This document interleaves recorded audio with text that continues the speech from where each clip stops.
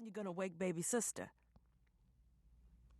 Mom gestured with her head toward the open door of the second bedroom, just inches behind us. Look, I'm telling you that I want to come back. What else you want me to do? Tell me. What do you want me to do? I'm saying I want to be a father to my kids. To all my kids. His beady eyes fixed on Mom's large belly.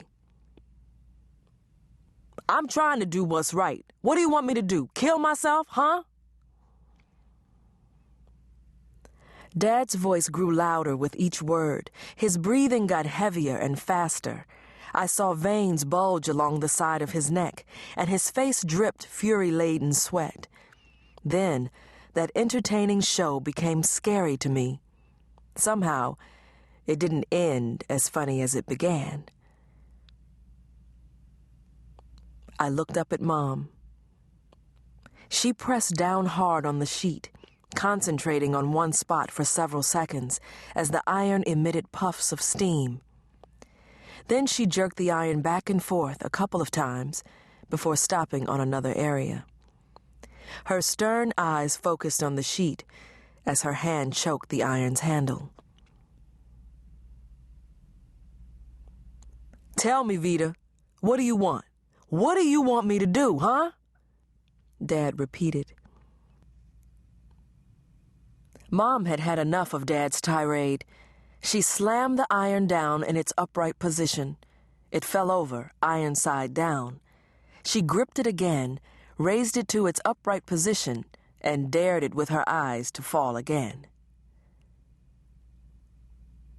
You left, Jessie. You left. You left your kids, you left me for 5 months.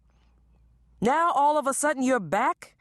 Suddenly you decide you want to come back, and just like that I'm supposed to say okay. She waved her hands and pointed her finger for emphasis. No explanation, no reason from you, no nothing?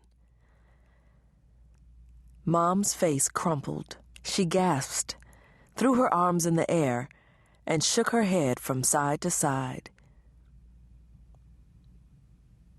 I made a mistake. I said I was sorry. If that's not good enough for you, then I'll jump. Just tell me that's what you want and I'll jump. I'll jump right now. Dad shifted and moved his rear toward the outside of the window ledge. He deftly leaned down and gripped the inside of the ledge tighter. His calculated balancing act was deserving of a Tony Award in this one-man off-Broadway play. Jessie, stop it, Mom finally yelled. I think she started to believe that the fool might actually jump. Jessie, Van's right here. What are you doing? Mom reached down and covered my face for a very brief moment. By that time, I was already clinging to the hem of her dress, and tears were on the verge of spilling over the bottom rim of my eyelids. I didn't know what was going on, but I knew it wasn't a funny show anymore. Something had changed. I didn't understand what, but then things took a turn for the worse. I wrapped my arms around Mom's right leg and began to whine. It seemed appropriate. Maybe it would make Dad stop. Just tell me to do it and I will. Whatever you want, Vita, just tell me. All you got to do is say it. Dad had shifted more to the right and now gripped the bottom of the window ledge with his lower left leg and his left arm. He was confident that he had had his balancing act under control. Come back in, Mom said. Come back in and get out of the window. She pulled away from me and ran toward the window. A smile developed behind his eyes. Satisfied with the reaction he'd garnered from her, he lifted his left arm to pull himself back inside. As he reached in, The disproportion of his weight across the ledge caused him to slip farther outside of the window. Dad's eyes widened. His mouth opened as if he was trying to call out but couldn't. His eyes now harbored panic. His left arm fell against the inside of the ledge and began to slip upward as the weight of his body pulled him down. "Jesse!" Mom screamed. When Mom screamed, I screamed. And then, as if to fall in line with the women of the family, baby sister wailed from the bedroom behind me. I cried out as Mom grabbed Dad's left hand. She couldn't hold it. His hand was slipping from hers. She kept repositioning her hands over his sweaty one, cupping it, and trying to pull it close to her pregnant belly, but it kept slipping from her grasp. "I love you, Jesse, I love you!" Mom yelled. She was crying and panting and struggling to pull him in. Dad's mouth was open and silent. He shifted his leg back over the top of the ledge and searched for a groove in which to anchor the heel of his foot. His movements slowed as his eyes anxiously searched Mom's for a miracle.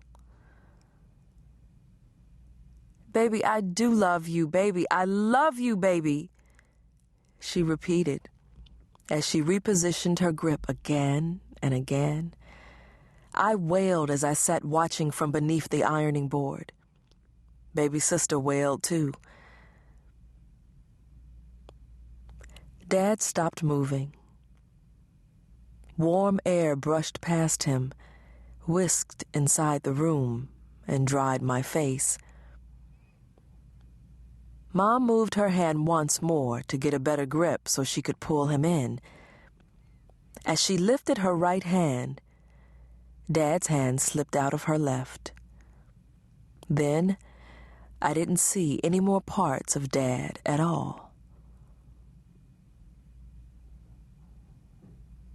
Mom leaned out of the window, speechless. I stopped wailing. Baby sister whimpered. I followed Mom down the long flight of monster stairs that led to the front door. I was usually afraid of them because of the way the entire staircase lifted up to access the basement at the press of a latch.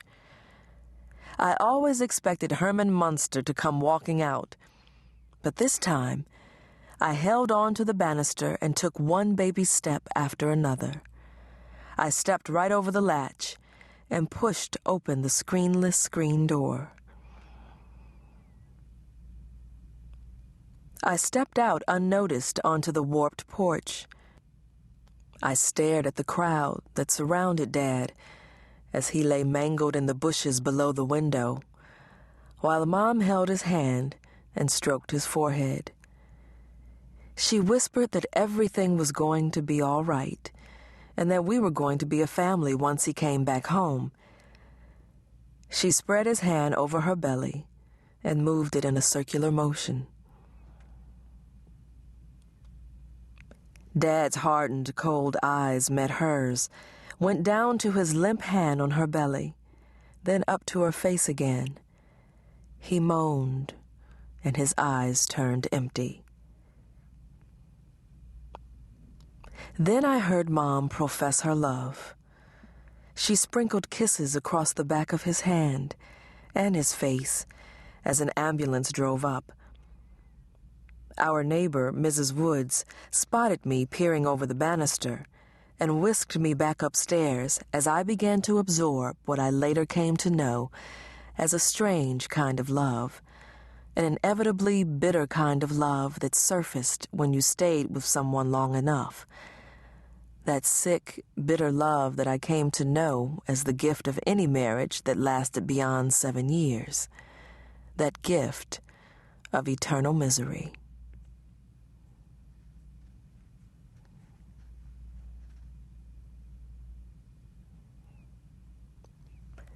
Chapter 1. Okay, We can stay at the Marriott or the Roney Palace again, or we can do the Hilton.